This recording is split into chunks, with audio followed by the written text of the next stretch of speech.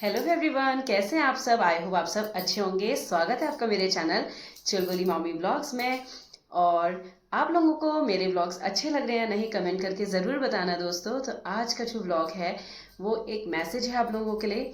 और मैं सोचती हूँ कि मैं हमेशा अपने ब्लॉग्स में कुछ अच्छा शेयर करूँ, आप लोगों से कुछ इंटरेस्टिंग शेयर करूँ या कुछ कॉमेडी वाले सीन शेयर करूँ। बट आज का व्लॉग मेरा है देश के नौजवानों के लिए, या आप कह सकते हैं कि सभी डिफेंस पर्सन के लिए जो हमारे देश की रक्षा कर रहे हैं। जैसा कि आप सबको पता है कि मैं एक आर्मी पर्सन की वाइफ हूँ। तो मैं जब से शादी करके हस्बैंड के संग गई या यहाँ पर आई, तो मैंने बहुत सारे चैलेंजेस फेस किए हैं। मैंने बहुत कुछ अच्छा भी सुना है फौजियों की फैमिलीज़ के लिए, और बहुत कुछ बुरा भी।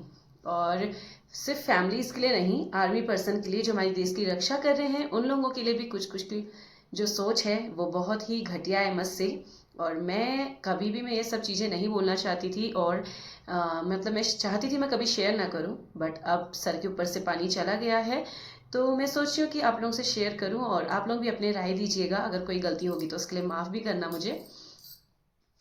तो मैं, जैसे कि आप लोगों को पता है कि अभी बीच में मैंने एक रनिंग वाला वीडियो डाला था, तो तब से मैं थोड़ा सा वॉकिंग के लिए जाती हूँ और एक दो चीज़ें और सीखने के लिए चाहती हूँ। तो सुबह सुबह की बात है, जैसे कि आप सबको पता है कि मैं रानीखेत रहती हूँ, और रानीखेत कुमाऊं रेजिमेंट का सेंटर है। तो जब मैं वॉकिंग के लिए जा रही थी, वहाँ पे एक अंकल खड़े थे। शायद वो किसी से लिफ्ट मांग रहे थे या कुछ था। तो वहाँ पे दो स्कूल के बच्चे आते हैं, तो वो उनसे बोलते हैं कि कभी फौज में मत जाना। तो मेरे मेरे कान में ये बात गई, तो मैं थोड़ा सा धीरे चलने लगी। और मेरे दिमाग में आया कि अंकल इनको ऐसा क्यों बोल रहे हैं, क्योंकि बहुत से लोग तो बोलते हैं कि फौज में जाना देश की सेवा करना है ना। तो एज एन आर्मी वाइफ मुझे लगा कि अंकल ऐसा क्यों कह रहे हैं। तो मैं उनकी थोड़ी और बातें सुनने लगी, तो बोल रही कि अभी मैं आ रहा था तो एक ढाई टन से फौजी चिल्लाता है कि साइड चलो मरोगे क्या। तो फिर बोलते हैं कि मैंने उसको जवाब दिया कि ऊपर नीचे उतर और तुझे फिर बताता हूँ। तो ऐसे करके कुछ उनकी बहस हुई होगी, आई डोंट नो क्या हुआ, बट अंकल बहुत गुस्से में थे। और ये बातें सुन के तो मुझे भी बहुत गुस्सा आ गया कि अंकल ऐसा ऐसा बोल रहे हैं। क्योंकि देखिए, जब हम जब यहाँ आए रानीखेत में, और मैं पहले भी नानी के वहाँ आती रहती थी छुट्टियों में, तो हमने हमेशा ढाई टन पास होती हुई देखी हैं। तो मैंने ऐसा कभी नहीं देखा कि कोई ढाई टन से भैया लोग चिल्ला रहे हों, बल्कि वो और भी आराम से चलते हैं। और रानीखेत तो एक बहुत ही अच्छा अच्छी प्लेस है, जहाँ पे बहुत शांत माहौल है। सॉरी, और ज़्यादा ट्रैफिक भी नहीं है। तो मैं जब अंकल की बात सुनती हूँ, मेरा गुस्से से मुंह लाल हो जाता है और मैं अंकल को देखने लगती हूँ। तो अंकल भी मुझे देखते हैं, बट वो कुछ कहते नहीं है, क्योंकि और मुझे भी लगा कि मुझे बीच में बोलने का कोई हक नहीं है, क्योंकि उनकी कुछ बातें चल रही हैं। तो देखिए दोस्तों, जब हम रोड में चलते हैं ना, मैं खुद स्कूटी चलाती हूँ, और इन फ्यूचर में भी अगर कार ड्राइव करने का मौका लगा या इतना कॉन्फिडेंस आया कि चलिए रोड में फोर व्हीलर चलाते हैं, तो अगर कोई गलत साइड चल रहा होगा या गलत बीच में चल रहा होगा, और हमें लगेगा कि हमारी वजह से अगर उसे कुछ होता है, तो हम गुस्से, ऑब्वियस सी बात है गुस्सा आता है। स्कूटी चलाते वक्त भी कभी कभी गुस्सा आता होगा, आप लोग जो चलाते हैं वो समझ सकते हैं। कितनी बार आंटियां जो होती हैं वो कितना भी आप हॉर्न दो, वो रोड क्रॉस कर ही लेती हैं। तो वहाँ पे हमें ब्रेक दबाने पड़ते हैं, और कभी उनको भी कुछ हो सकता है, कभी हमें भी कुछ हो सकता है। तो अंकल बोलते हैं कि मैंने जिंदगी में बहुत से इंसान देखे, बहुत लोग देखे, बहुत सर्विस वाले देखे, बट फौजियों के बराबर, मैं ये शब्द बोलना नहीं चाहती हूँ, बट मुझे बताना पड़ेगा कि फौजियों के बराबर मैंने कोई कमीना नहीं देखा। फौजी सबसे कमीने होते हैं। तो ऐसा नहीं है कि मेरे हस्बैंड आर्मी में है तो तब मुझे ये बात का बुरा लगा। मैं शादी से पहले भी, आप अगर आप अमर उजाला पढ़ते हैं, तो शादी से पहले जब कोरोना काल था, उस समय शायद उस समय या उससे पहले अमर उजाला में रोज एक आर्टिकल आता था शहीदों से रिलेटेड। तो जब भी मैं उसको पढ़ती थी, मैं बहुत इमोशनल हो जाती थी, क्योंकि कभी किसी का कोई बच्चा 21 साल का है, किसी का 24 साल का है, किसी के फादर हैं, किसी का बहुत सी ऐसी स्टोरीज आती थी।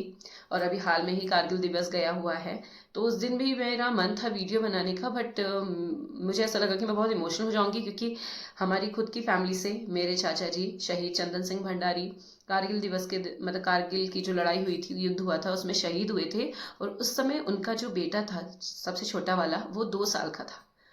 तो मैं अपनी बाकी का मुंह देखती हूँ, या वो, सॉरी आप लोग बोलेंगे कि ये व्लॉग्स में रोती रहती, तो मुझे मैं सोचती रहेगी कि निक्कू 2 साल का था।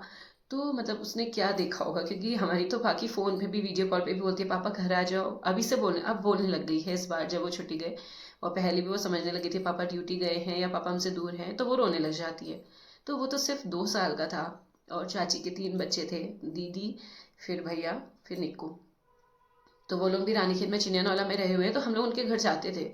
तो मैं यही सोचती थी कि यहाँ पे इतनी सारी फोटोज लगी हैं, और मतलब इतनी मतलब क्या रहा होगा, या यार इनके तो कितने मजे हैं, मतलब ऐसा लोग सोचते हैं। और उस समय मैं भी सोचती थी कि यार इनके पास तो इतना बड़ा घर है, या मतलब इतनी बारी इनकी ट्रॉफीज हैं, इतनी बड़ी बड़ी फोटोज लगी हैं चाचा की, या इतने उनको मेडल मिले हुए हैं, या जो भी मतलब उनको सम्मान मिलता था।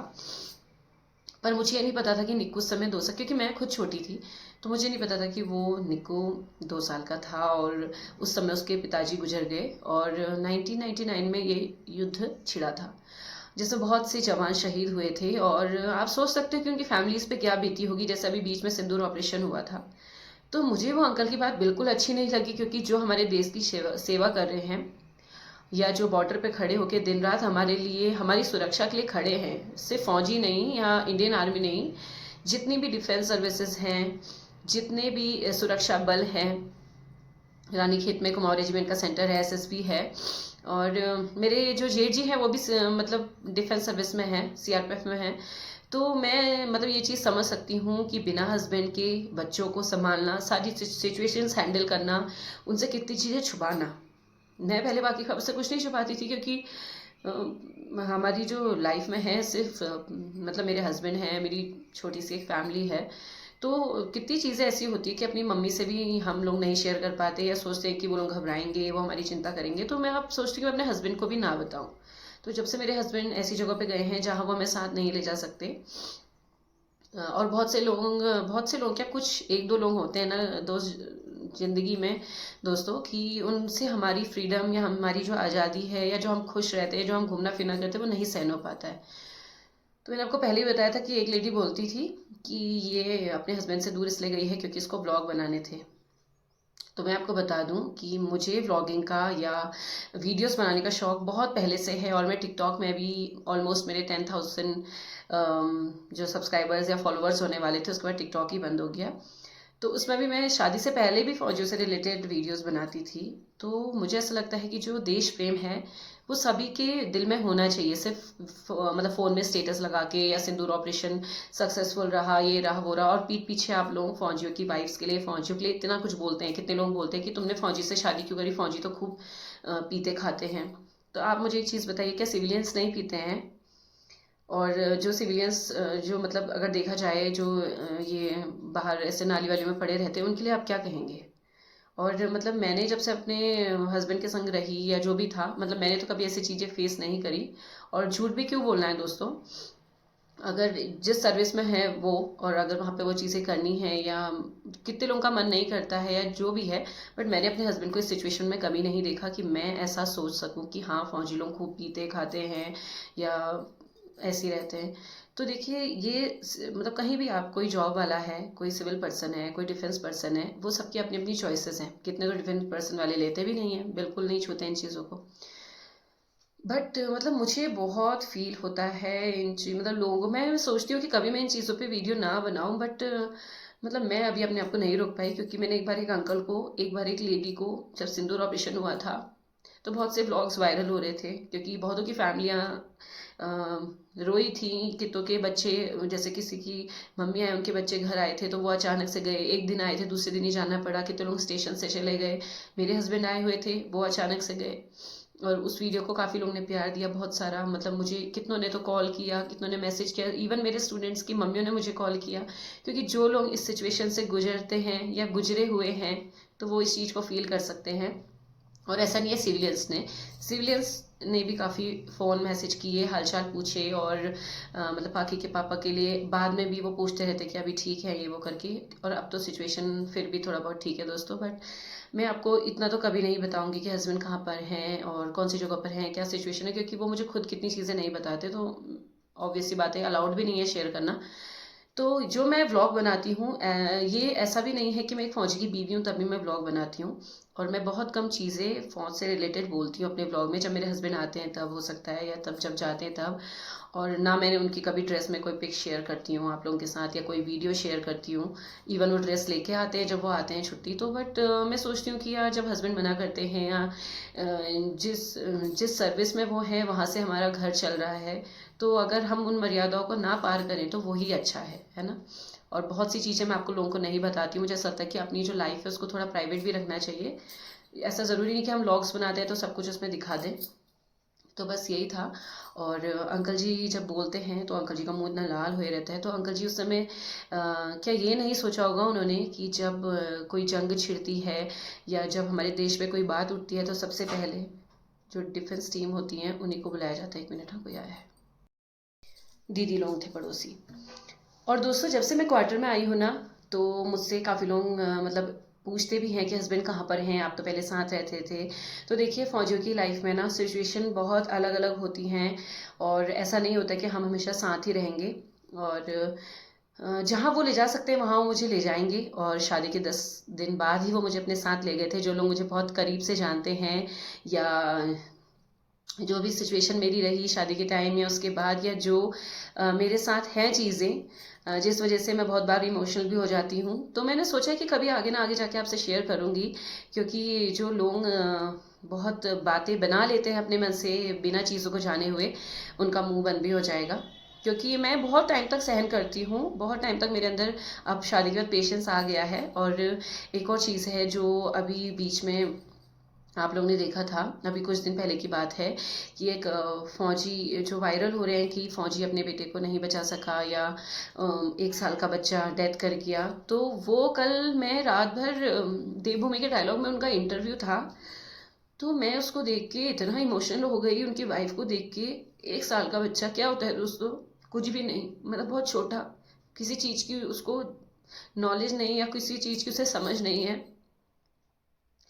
तो वो भैया यही बोल रहे थे कि एक फौजी के अंदर बहुत पेशेंस होता है, और अगर कभी वो पेशेंस टूटता है तो शायद वो गुस्सा कभी कोई ना देख पाए उस फौजी का। और इतना वो भैया रो रहे थे। और वो ड्यूटी में थे, वहां से आए अपने बच्चे के लिए, और 5 हॉस्पिटल उनको नाचना पड़ा। उतने छोटे बच्चे के लिए उनको इलाज नहीं मिला। या आप कह सकते हैं कि हमारे ये उत्तराखंड में कुछ कुछ जगह पे जो स्वास्थ्य सेवाएं हैं वो बिल्कुल ज़ीरो हैं। अभी बीच में जो आपने पंचाचूली गाना सुना था, उनकी जो सिस्टर थी वो भी जंगली मशरूम उन्होंने खा लिया था, तो उनकी नानी और उनकी सिस्टर की डेथ हो गई थी। वही सब की जो ये सेवाएं हैं, हेल्थ रिलेटेड चीज़ें हैं, या हॉस्पिटल्स हैं, वो अच्छे नहीं हैं, या उनकी सर्विस अच्छी नहीं है। तो उसके लिए सरकार को ध्यान देना चाहिए। और मुझे ऐसा लगता है कि अगर हम इन चीज़ों पे बोलते हैं ना, तो लोग बोलते हैं कि ये बहुत ज्ञानी है, या ज्ञान की देवी है, ऐसी चीज़ें। बट और चीज़ें तो नहीं, बट जब आर्मी से रिलेटेड कुछ भी चीज़ें होती है ना, वो मेरे दिमाग पे मतलब पता नहीं क्यों इतना असर कर जाती हैं कि मैं उसे सोचती रह जाती हूँ। मैं कल रात को 3 बजे तक नहीं सोई जब मैंने वो भैया का इंटरव्यू सुना। और उन्होंने बताया कि जो डॉक्टर थे वो इतने गुस्से में बोले कि अगर हमसे कुछ नहीं हो पा रहा है तो तू ही इधर आ जा। तो ऑब्वियस सी बात है यार, उनको पता चला उनका बच्चा बीमार है तो वो आते ही आते। बट वही है कि ऑन द स्पॉट आर्मी में आपको एकदम से मतलब छुट्टी नहीं मिलती है, आपको कितना कुछ सुनना पड़ता है। होता ही है एकदम से छुट्टी मांगने पर। बट उनकी तो सिचुएशन ऐसी थी तो शायद वो जल्दी आ गए थे। और उनकी वाइफ भी जब बाहर से रो रही थी तो उनसे पूछा गया कि क्या नाम है हस्बैंड का, कौन से रेजिमेंट में है, मेरा भी भाई एक ऑफिसर है, और मैं सबको ठीक कर दूंगा, या जो भी उनसे बोला होगा। तो अब मैं तो ये बोलती हूँ कि आप कोई भी प्रोफेशन में हो, अभी तो मैं आपको एक फौजी भैया की बात बता रही हूँ, बट अगर आप कोई भी प्रोफेशन हो, चाहे आप डॉक्टर हो, चाहे आप टीचर हो, चाहे आप एक सोल्जर हो, चाहे आप इंजीनियर हो, कुछ भी हो, सबसे पहले आपका नेचर अच्छा होना चाहिए। और ये चीज़ तो मैंने जब मैंने पाखी कंसीव करी थी, ये चीज़ मतलब मैंने फील करी कि कहीं कहीं पे डॉक्टर्स बहुत अच्छे होते हैं, और कहीं कहीं पे बहुत रूड भी होते हैं। कहीं कहीं पर जैसे आजकल तो क्या है दोस्तों, गूगल है तो कितनी चीज़ें हमें पता लग जाती है, या हम सर्च करते हैं। और अगर हम फिर किसी से शेयर करते हैं डॉक्टर से, तो डॉक्टर्स हमें बोलते हैं कि अगर तुम्हें इतनी नॉलेज है तो तुम ही डॉक्टर बन जाओ। तो कहीं कहीं पर तो मुझे भी बहुत बुरा लगा था जब पाखी कंसीव करी, और बहुत सी चीज़ें फेस भी करी। सोचती हूँ कभी कभी अपनी प्रेगनेंसी जर्नी शेयर करूँ, बट मुश्किल है, रोती रह जाऊंगी।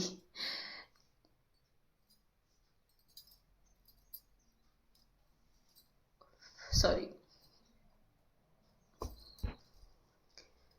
तो जब पाकि कंसीव करी, हस्बैंड के संग वहाँ पे अकेली थी, क्वार्टर में भी नहीं रहती थी उस टाइम। बट जो लैंडलॉर्ड थे, आंटी अंकल थे, वो बहुत अच्छे थे। आप लोग ने मतलब जो मुझे बहुत अच्छे से जानते हैं, और मुझे आंटी बहुत कुछ बना के भी देती थी, बहुत अच्छी अच्छी बातें बताती थी, अपनी बातें शेयर करती थी। तो मैं उन दोनों को भी बहुत मिस करती हूँ, क्योंकि मुझे ऐसा लगता है कि कोई भी लेडी जब प्रेग्नेंट होती है तो उसकी जो प्रेगनेंसी जर्नी और पोस्टमार्टम जर्नी होती है, वो शायद उसके लिए लाइफ टाइम एक याद रह जाती है। अच्छे मोमेंट्स, बुरे मोमेंट्स, कुछ भी आप कह सकते हैं। तो मेरी तो वैसे प्रेगनेंसी जर्नी अच्छी ही रही थी हमेशा, बट कहीं कहीं पे कुछ कुछ आप समझ सकते हैं कि लेडीज़ के संग बहुत दिक्कतें होती हैं। तो फेस भी की, बट हस्बैंड बहुत पेशेंस वाले थे और बहुत हिम्मत रखने वाले थे। इमोशनल है, बट मेरे सामने स्ट्रांग बने रहते हैं। ये चीज़ मुझे पता लगी है जब वो हमें यहाँ से बाय बोल के जाते हैं ड्यूटी पे। तो मैं आप सबसे बस यही कहूँगी, ज़्यादा कुछ नहीं बोलना चाहूँगी, कि अगर आप किसी के लिए अच्छा नहीं बोल सकते, चाहे कोई भी प्रोफेशन में हो। मैंने भी 7 साल स्कूल पढ़ाया है, प्राइवेट स्कूल में, हल्द्वानी में। तो मैंने बहुत कुछ चीज़ें फेस करी है। मुझे भी एक बार मतलब मेरी जब मम्मा बीमार थी, तो मुझे भी सुनने को मिला था कि या अपना घर ही देख लो या फिर अपनी जॉब ही देख लो। और हम पेरेंट्स को हेल्प करने के लिए ही आजकल भी मतलब बहुत सी लड़कियां हैं, अलग अलग प्रोफेशन में जाते हैं हेल्प करने के लिए। तो आप सोच सकते हैं कि अगर आपको आपके प्रोफेशन में ऐसा सुनने को मिले तो आपको कैसा लगेगा। होने को मतलब वही है कि कभी कभी कोई बहुत ज़्यादा हाइपर हो जाता है तो चीज़ें बोल देता है, बट मुझे ऐसा लगता है कि अगर कोई मुझे गुस्से में कोई चीज़ बोलता है तो वो मेरे दिमाग और मैं नहीं भूल पाती, या मैं अगर जब वो किसी से बोल लेती हूँ या शेयर कर लेती हूँ तो फिर मैं उन चीज़ों को थोड़ा भुलाने की कोशिश करती हूँ। और अभी भी बहुत सी चीज़ें हैं जो मैं नहीं भुला सकी हूँ, जो मैं आपसे बीच में शेयर कर रही थी। बट हस्बैंड ने बोला कि जब तुम्हारा उनसे कोई मतलब नहीं है, तुम बोलना चालना नहीं करते हो, तो फिर क्यों किसी के बारे में कुछ बोलना है। तो आप समझ सकते हैं कि मेरे हस्बैंड के अंदर कितना पेशेंस होगा, क्योंकि कुछ कुछ चीज़ें हस्बैंड को लेके या कुछ पर्सनल चीज़ें बोली गई, जो अगर शेयर करूंगी दोस्तों आगे जाके कभी, बट अभी ये सिचुएशन नहीं है। अभी मेरा टॉपिक ये है कि आप हर किसी को रिस्पेक्ट दें, और अगर नहीं दे सकते तो कृपया शांत रहें। आप किसी अच्छे तरीके से बोल लें, बट आप दो छोटे नौजवान लड़कों को बोल रहे हैं कि फौज में मत जाना, फौजी बहुत कमीने होते हैं। तो जब मैं ये कह रही हूँ कि जो फौजी मार्केट में जाते हैं या कुछ भी शॉपिंग करने जाते हैं, कोई भी सामान खरीदते हैं या गाड़ी बुक करते हैं, तो उस समय सब फौजियों के पीछे दौड़ते हैं या पूछते हैं कि अच्छा सर आप डिफेंस में हो, अच्छा सर आप कौन से उससे हो, अरे सर कौन से उससे हो। फिर वो चीज़ों को डबल रेट में करते हैं। तो उस समय आपको नहीं दया लगती क्या? उस समय नहीं लगता आपको कि फौजी कितने कमीने हैं, डबल पैसा हम लोगों को दे रहे हैं किसी भी चीज़ का। और मुझे ऐसा लगता है कि अभी बहुत से लोग बोलेंगे कि बहुत ज़्यादा बोल रही हो, या फौजी की बीवी हो इसलिए इतना कुछ बोल रही हो। तो दोस्तों, जो फौजियों की बीवी वाला टॉपिक है वो तो मैं आपसे कभी अलग से शेयर करूंगी। और मेरे साथ में यहाँ पे बहुत से लोग मतलब ऑलमोस्ट सब आर्मी फैमिलीज वाले ही हैं। तो मैं दीदी लोगों से भी पूछती हूँ कि दीदी मतलब इसके फादर भी पूछ रहे थे बाकी के, कि जब भैया लोग जाते हैं तो दीदी लोग भी इतना ही रोते हैं जितना तुम रोती हो, या क्या वो फील करते होंगे। तो देवर स्पीचलेस जब मैंने उनसे ये चीज़ पूछी। और इस शादी को चाहे कितने साल हो जाए, मुझे ऐसा लगता है कि जितना प्यार एक फौजी अपनी फैमिली से करता है, ऐसा नहीं है कि और लोग नहीं करते हैं, करते हैं। बट जो अगर फौजी अपने बच्चों से प्यार करता है, उनके लिए चीज़ें लाता है, तो उससे भी बहुत लोगों को दिक्कत होती है। ये लोग घूमते रहते हैं, खाते रहते हैं, उड़ाते रहते हैं और बच्चों के लिए। और आप सोचिए, जब आप जो सिविलियंस हैं, जिन जो किसी के हस्बैंड बैंक में है, किसी के डॉक्टर है, किसी के इंजीनियर हैं, और साथ में रहते हैं, तो आप अपने बच्चे से हर शाम बोलते हैं कि चलो चलो जल्दी करो, फिर पापा आने वाले हैं, चलो चलो जल्दी करो, फिर पापा के संग घूमने जाओगे। तो आपको उस समय कितना अच्छा लगता होगा। तो जब हमारे हस्बैंड 4 महीने बाद, 6 महीने बाद आते हैं, किसी किसी के 1 साल भी हो जाता है, तो क्या उसका बच्चा खुश नहीं होगा? तो वो खुशी क्यों नहीं दिखी जाती किसी से? ये चीज़ें मेरी समझ नहीं आती, और मैं कितना सोचती हूँ कि मैं नहीं बोलूँगी। अगर मैं बोलती हूँ तो फिर वही है दोस्तों, मैं बहुत ज़्यादा इमोशनल हो जाती हूँ। और मैं, मेरी ऊपर वाली दीदी है, उमा दी है, पुष्पा दी है, दीपा लोग हैं, मैं यही सोचती हूँ यार कि सिर्फ पहले मैं सोच रही थी कि मैं अकेले रहूँगी, बच्चे के संग कैसे करूँगी, बट नहीं, सब अकेले हैं। और किसी के तो 2 बच्चे हैं, किसी के 3 बच्चे हैं, किसी के 4 बच्चे हैं। अभी तो मेरी पाखी स्कूल भी नहीं जाती है, फिर तो मुझे और टेंशन होगा। और कभी कभी दोस्तों ब्रेक डाउन हो जाता है, नहीं संभाल पाते हैं खुद को। होता है कितने बार, किसी से भी शेयर नहीं करा जाता उस समय।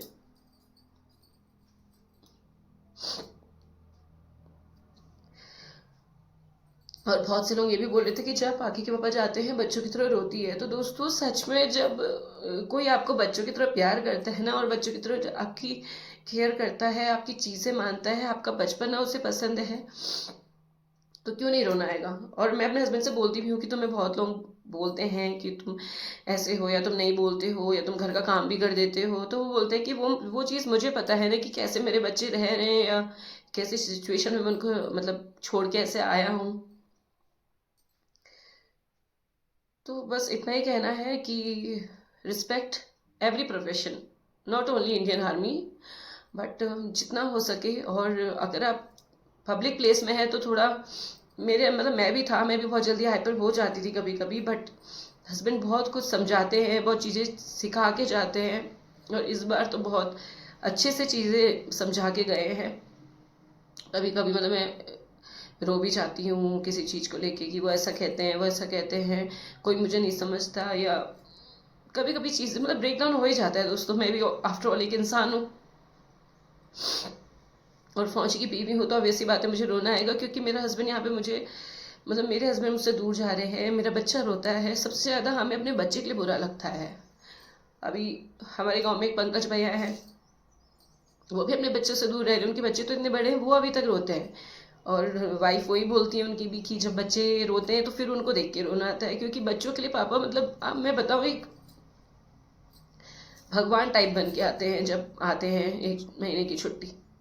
पाखी के लिए जो अगर कह दिया, नॉट फॉर ओनली पाखी, अगर हमने जो कह दिया पापा हमको ये चाहिए, और अभी भी अगर मैं नानी खेत में हूँ, अगर मैं उनसे कहती हूँ किसी चीज़ के लिए कि मुझे यहाँ पे नहीं मिल रहा है, मुझे ये चीज़ चाहिए, बाय हुक और क्रोक वो मुझे चीज़ें ला के देते हैं, या किसी के हाथों भिजवा देंगे। इतना है।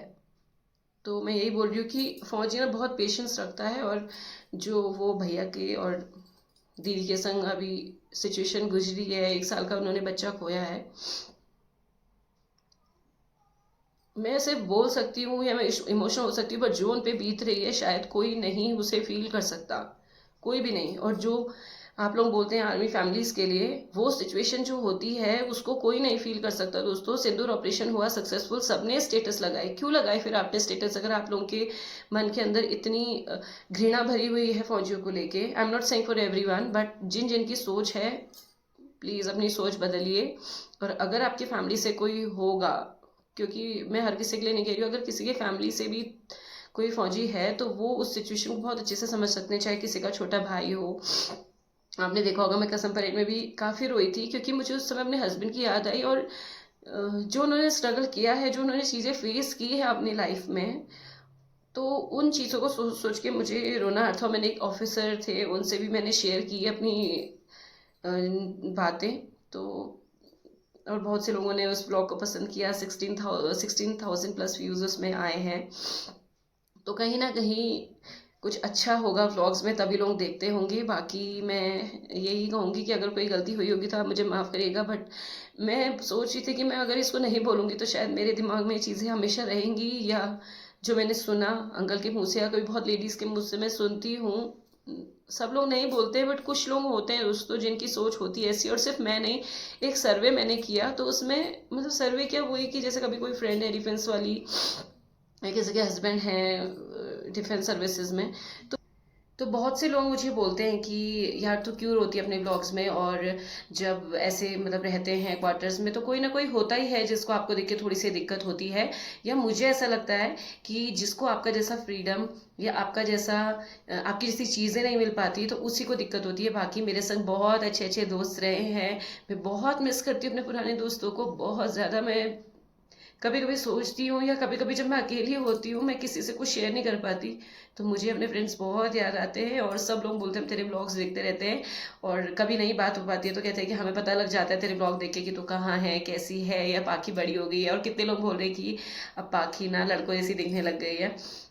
और या भैया आए थे चले गए, और जैसे ही इस पाखी के पापा जाते हैं फिर सबके मैसेज आने लग जाते हैं कि भैया चले गए ये वो करके, कहाँ पे हैं कैसे। तो फिर उन लोगों से तो शेयर कर लेती हूँ क्योंकि वो लोग पहले से मेरे साथ रहे हैं, और सोशल मीडिया पे वैसे शेयर नहीं कर सकती हूँ बहुत कुछ, बट वही है। और यहाँ पे भी मेरे पड़ोसी बहुत अच्छे हैं, बहुत हेल्पफुल। दो मतलब पोपो की मम्मी हो गई, दीपा हो गई, पुष्पा दी हो गई, उमा दी हो गई, ऊपर भी बहुत सारे दीदी लोग हैं, तो सब लोग बहुत अच्छे हैं और सबकी सिचुएशन एक जैसी है तो एक दूसरे को समझते हैं और हेल्प करते हैं हर चीज़ में। और मेरी पाखी का तो बहुत ज़्यादा ध्यान रखते हैं, जैसा वहाँ पे ध्यान देते थे ना लोग पाखी का, या जैसे कभी मैं कहीं चली गई, कभी मुझे डेंटल जाना पड़ता था तो बहुत ज़्यादा। और मेरी फ्रेंड्स के तो दो दो बेबीज़ हो गए हैं, तो सबके दो दो बेबीज़ हो गए हैं, सब लोग मुझसे भी पूछते रहते हैं। तो मुझे अभी ऐसा लगता है कि अभी तो पाकी के पापा हमसे दूर हैं, कभी मौका मिला कि कोई अच्छी जगह पे पोस्टिंग आएगी हम साथ रहेंगे तो तभी मैं कुछ सोचूंगी दोस्तों। तो अभी बहुत से लोग मुझसे बहुत सारी चीज़ें पूछ रहे हैं, तो वो मैं कभी आपसे अलग व्लॉग में शेयर करूँगी। बट मेरा यही है, मैं नहीं चाहती मैं कभी रोऊं। मैं बहुत स्ट्रांग बन चुकी हूँ, मैं जितनी नहीं थी ना उसकी डबल स्ट्रांग में बन चुकी हूँ। और मेरे हस्बैंड भी मेरे ब्लॉग्स देखते हैं, तो अब वो इसको देख के भी वो भी इमोशनल हो जाते हैं। तो इसलिए भी कितने बार मैं ब्लॉग्स में अब सोचती हूँ कि मैं ना रोऊं और ना मतलब से शेयर करूँ कोई भी चीज़ें। बट मेरा ब्लॉगिंग चैनल है और बहुत लोग बोलते हैं कि आप कंटिन्यू करो ब्लॉग्स को, तो मैंने सोचा कि बारिश हो रही है और आजकल कुछ दिखाने जैसा नहीं है दोस्तों, और थोड़ा सा रानीखेत का मैं आप के संग कभी मौसम शेयर करूंगी जब थोड़ा मौसम सही रहा। बट अभी तो बहुत ज़्यादा बारिश हो रही है, सब जगह ही काफ़ी बारिश हो रही है।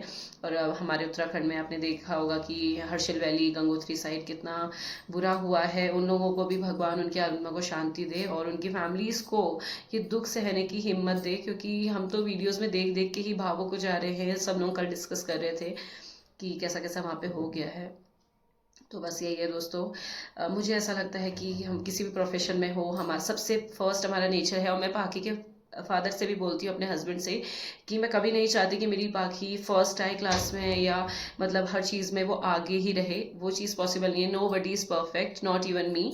तो बस मैं ये चाहती हूँ कि मेरी पाखी का नेचर, अभी तो वो छोटी है, बहुत सी चीज़ें नहीं समझती है ना समझदार है, बट उस हिसाब से भी वो बहुत अच्छे से रहती है सबके साथ। और बस एक उसकी आदत है वो शेयरिंग वाली, वो पता नहीं क्यों नहीं शेयर करती है, कभी मूड आता है तो शेयर कर देती है, but otherwise she remains happy all the time. And मुझे बहुत अच्छा लगता है क्योंकि जब पाखी होने वाली थी तो तभी पाखी के बाबा बोलते थे कि बेबी हो जाएगा तो फिर तुम्हारा साथ हो जाएगा, कभी हमें कैसे सिचुएशन में रहना पड़े, कहाँ जाना पड़े, कुछ पता नहीं रहता फौज में। तो बट आज मुझे लगता है कि मेरे हस्बैंड की एक एक बात सही थी, जो जब से शादी तय हुई या जो भी हम डिस्कस करते थे चीज़ें।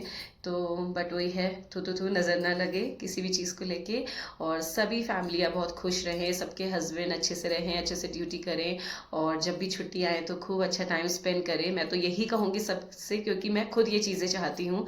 और ये कुछ चीज़ें मैं जब हम लोग साथ में होते हैं तो हम वो टाइम को बहुत मतलब चाहते हैं कि हमेशा ही ऐसा टाइम हमारे संग रहे या हम लोग हमेशा साथ रहे, बट इट्स नॉट पॉसिबल।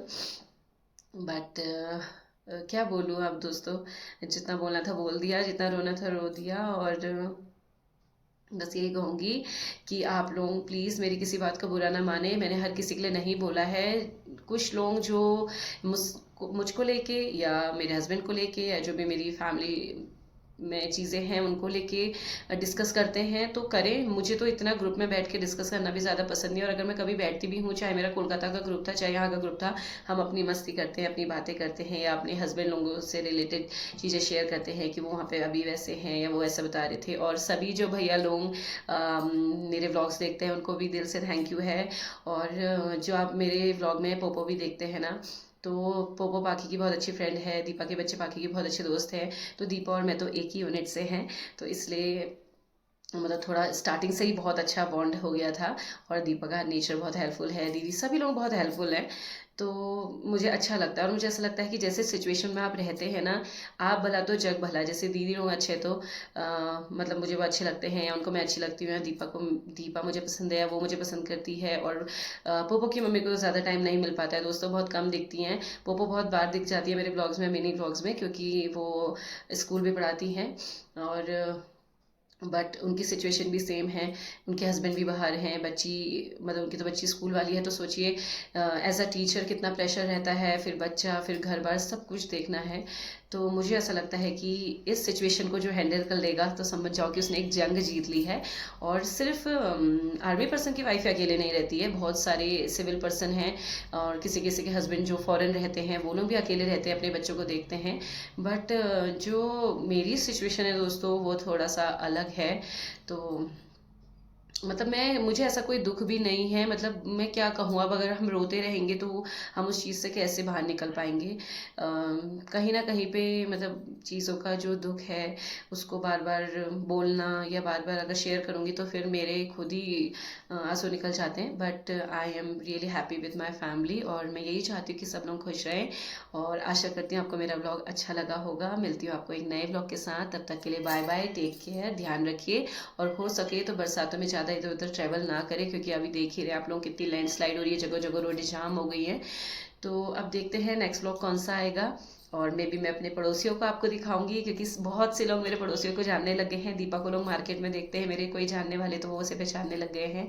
और दीदी लोगों को भी बहुत लोग बोलते हैं, अरे तुम तो फेमस हो गए हो, रील में दिखते हो, ये दिखते हो, दिखते हो। बट मैं सोचती हूँ कि अगर ये टाइम हमने नहीं एक साथ गुजारा, या अगर अकेले अकेले रह गए, तो फिर कोई मज़ा नहीं है दोस्तों। क्योंकि 2 साल बाद 3 साल बाद कौन कहाँ जाए कुछ नहीं पता है, बस ये यादें रह जाती हैं, जैसे मेरी कोलकाता वाली यादें मेरे साथ हैं।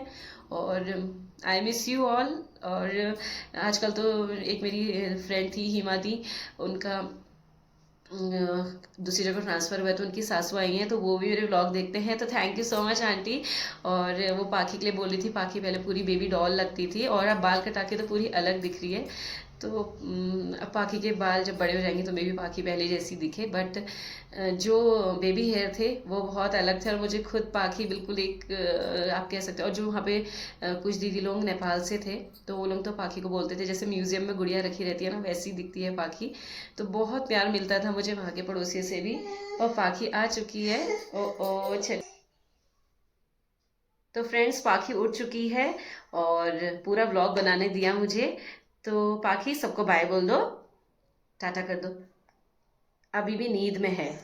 तो चलिए मैं इसको फिर से एक बार सुलाती हूँ, और आपको मिलती हूँ एक नए व्लॉग के संग और एक नई ऊर्जा के साथ। तब तक के लिए आप सबको टाटा bye bye and take care, love you all.